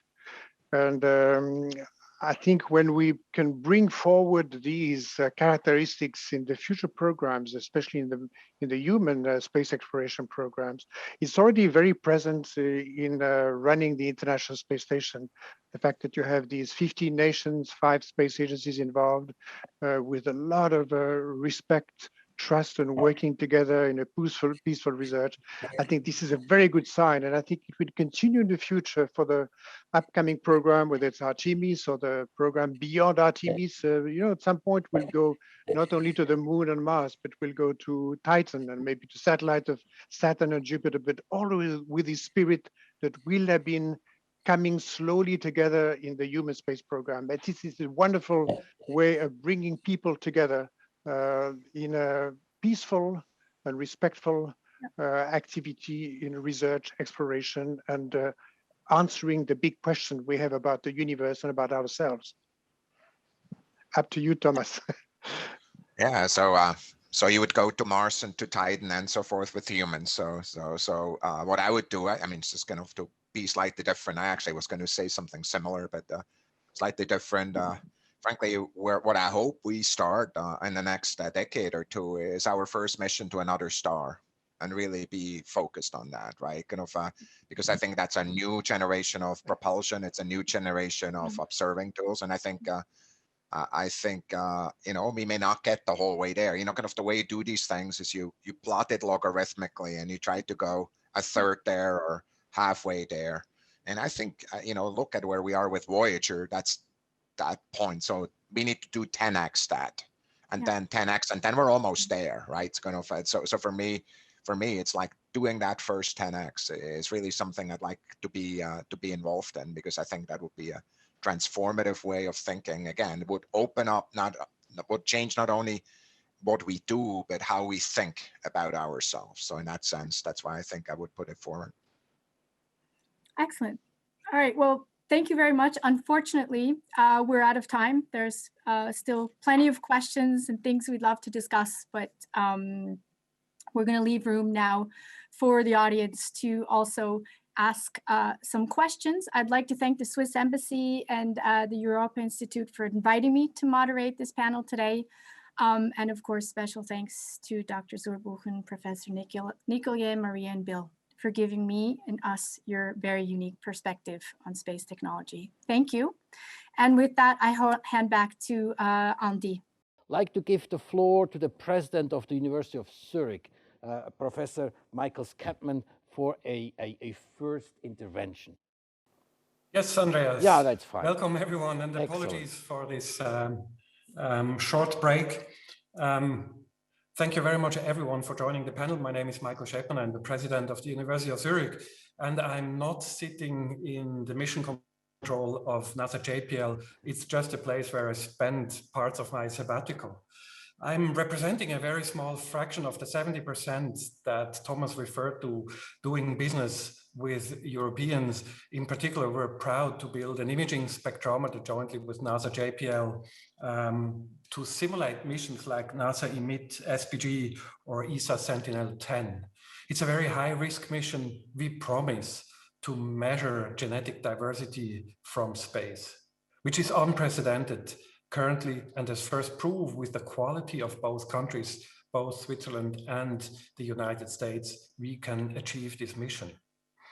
So my question to the panelists would be, I hear a lot of ingredients of a powerful combination of partnership, fascination, cooperation, and competition, which is actually ingredients for a democratization of the approach in space. And I would wonder, either Thomas or Claude, if you could comment on how you see space activities actually not only providing a perspective, but leading to a more democracy in space. Because competition is there, you have all the ingredients. I'm fascinated, so I would very much like to hear your opinion. I'll let you go again, Claude.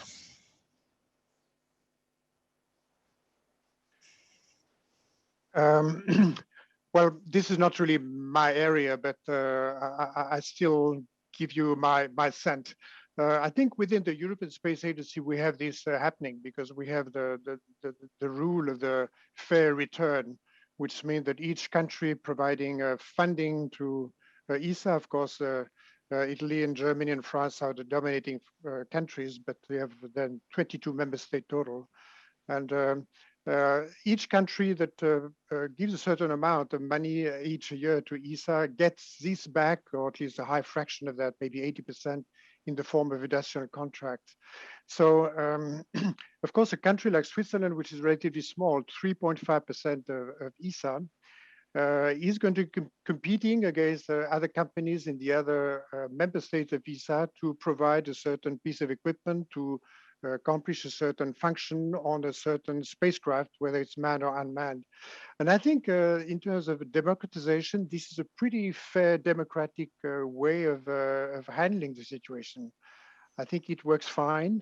Of course, some companies within some countries may have a special reputation, so they may have a somewhat higher weight vis-a-vis ESA to be handle the contract for a given piece of equipment than others, but I think the system is pretty fair. The ESA system of doing business, and at the same time, it's cooperation and competition. And I think if I, Michael, I think that what we're already observing is some of the evidence of the good work that Claude just said. I mean, kind of the United Nations with its kind of charter initially has created a foundation from which in which nations can peacefully interact with each other. And what's happening is that, of course, now we see in fact companies kind of really being an active participant in new ways, right? Whether it's SpaceX, whether it's other companies that are even doing so outside, and Boeing also being one of them, as was pointed out, kind of building business models entirely on commercial basis. For me, the one thing that's in the back of my mind, and I think it's worth mentioning it, is we want to make sure that as an international community, we stick to those rules and use space peacefully. And I think there are some concerning evolutions in some areas, right, that actually would undercut that activity in space, peaceful space exploration, in which people are not, certain nation states are not following those rules, hopefully, to the level of that we all hope. And so for us, that I think is a critical piece to maintain, because if we're starting kind of in that kind of level of going forward with various nation states, I think there's a set of discussions that are happening that are different than the discussions that we've had so far. People, of course, can use space to defend their own countries. The United States is doing that, and so forth. But aggression in state from one to the other is something we have signed up not to do, as have others. And I think that's a really critical part. So I'm flipping it around. I think there are our values of democracy are moving wherever we go, but we need to make sure that they also are maintained as new partners arise, and kind of respect needs to continue of the type that Claude Nicollier just talked to us about. Maybe let me add one question that came in from the audience, and this is, you talked about, Dr. Zurbuchen, about international cooperation, mostly with the Europeans, but how much cooperation does exist with the Russians, for example, and what is China in this whole picture playing? What role is this? Is this a non-touchable, or is this a competitor, or how would you describe that? So the short and the long is our cooperation with the Russians have been very strong, and for many years. In fact, even during the last week, we launched one of our astronauts on a Russian rocket back to the space station, and we did so following on the partnership that we've had for many years with the space station. Going forward, and we hope and believe that we can do that as we go into the next generation of development. With the Chinese, that the cooperation also exists, kind of in multilateral ways with the science community, with others, but there's certain laws that we're working under, and every one interaction that we have with China follows those laws. We do have within the framework of these laws interactions with the Chinese. You may or may not have seen that I have on an overall you have seen me communicate to the Chinese and congratulate them, for example, wherever they are peacefully exploring outer space and doing amazing stuff, whether it's on the moon or going to Mars. So we will continue as we go forward to follow these principles and kind of build any and all cooperation within the framework of the law that we're working under. I would like to thank the speakers, Thomas Zurbuchen, Claude Nicollier, Bill Beckman, and Maria Laine. Of course, also Caroline Blaser, who was chairing the discussion round. And then Ambassador Pitteloud, again, thank you very much for the cooperation and for being co-host of today, and all the staff that were included to making this whole mission possible. To the viewers out there, I hope you liked what you saw today, and that you will tune in again when you do another Swiss Day in fall 2021. Till then, I wish you a great time. Thank you very much, and goodbye.